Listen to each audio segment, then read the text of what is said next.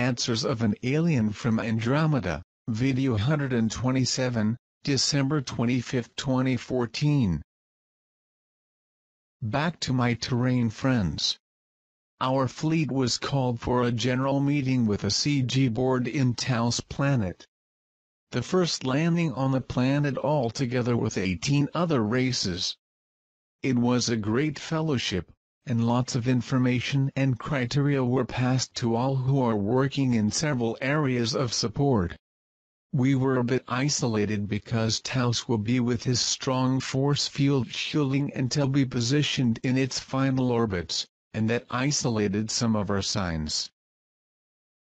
Before you ask, I will give a brief description of Taos.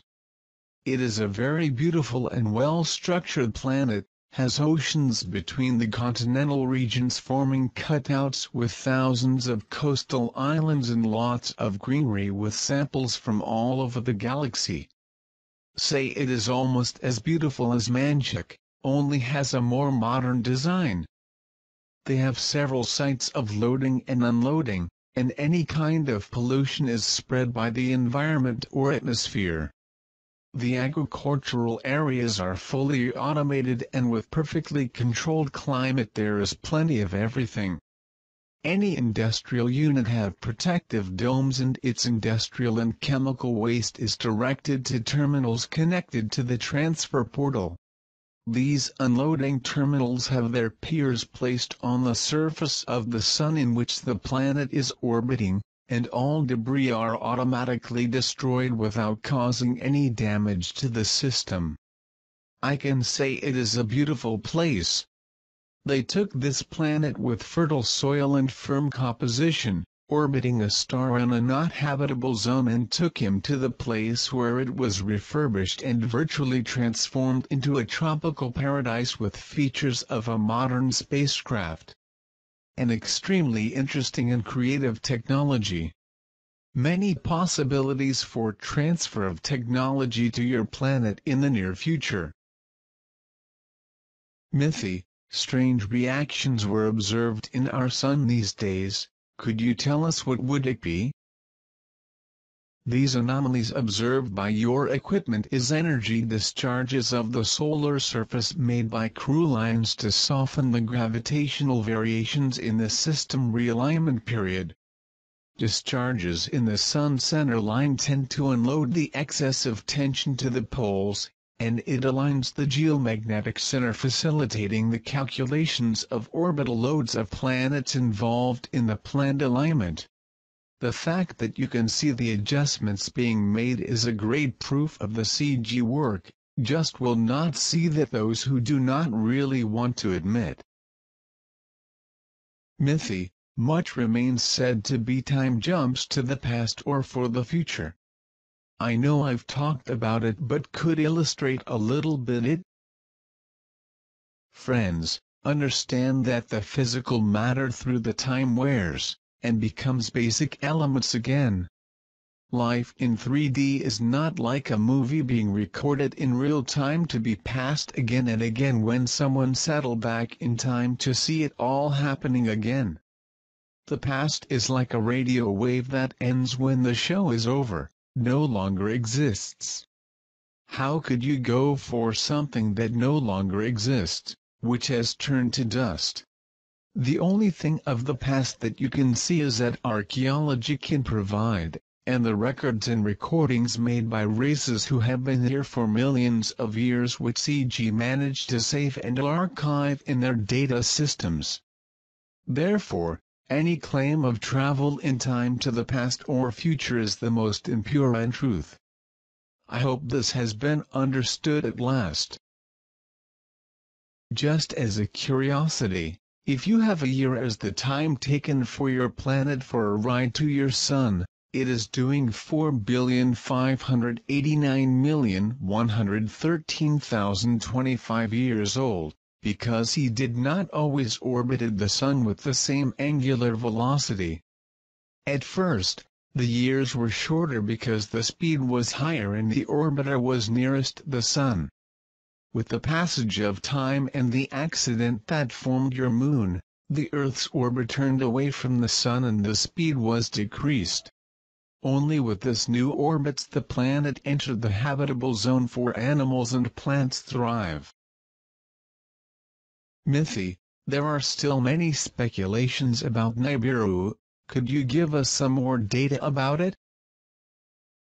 See, the crew lines towed the Nibiru system to an orbit at 52 AU from your Sun outside the region that you guys called Kuiper Belt.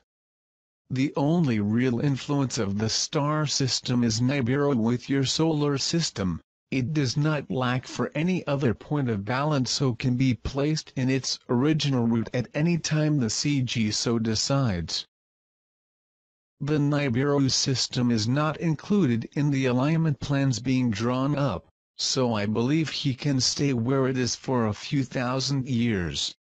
When star systems like yours are reorganized, many details that made the system reaches the point of a reorganization is no longer needed because the future of the system is being redesigned for the humanoid cultures can develop the best possible way in the new environment. It's how you remove the stones and the weeds of your garden, so that best quality plants can grow without being harassed by them. The Nibiru system has fulfilled its role in the last 100 million years, now it is no longer necessary in the new scenario of your solar system.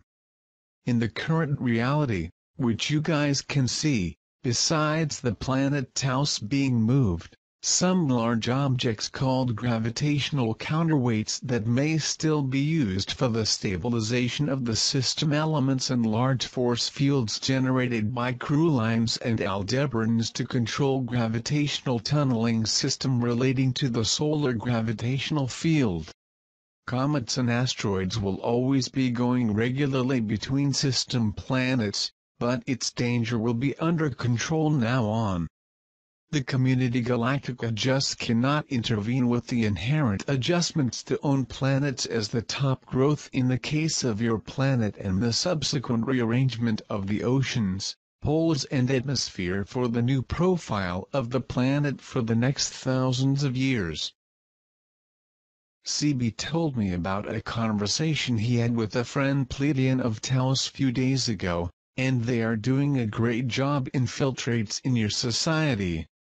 Follow the tips he gave as CB will put here for those that not previously seen.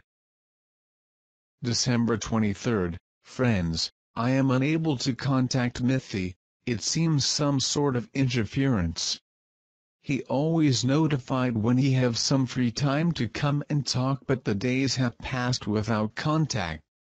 I managed to chat a bit with Arthur, as Pleiadian calls himself, and he said that the move is large, with many meetings between members of the CG about the realignments in the stage of the system, and possibly the Manchik personnel are pretty busy. He warned that the climate may become more destabilized and recommended us great caution. Also commented on the political instability since the two factions of power on the planet already crossed the Rubicon and can only walk for a power struggle, and they are accompanied closely this time of tension. He should maintain contact, he said will keep his cell phone lysate for any scrap of urgency with us. That said, I think not to mention more about what has been reiterated by Pleiadian friend. I hope you all are well, and that trust in the guidelines being adopted by the CG. CB asked me to our research unit on the planet Pluto keep the lights all lit, for the arrival of your probe in July. It seems they will start shooting the planet with some resolution from next month. I'm sure that the command of the fleet will not be against it. We will see. I appreciate the interest shown by you guys for the health of Ticey. She is very well and is already in service again, now a little more careful and experienced. Our fleet received several guidelines for new assignments and we quite work this time, but I keep in touch whenever possible to keep them informed. Be well.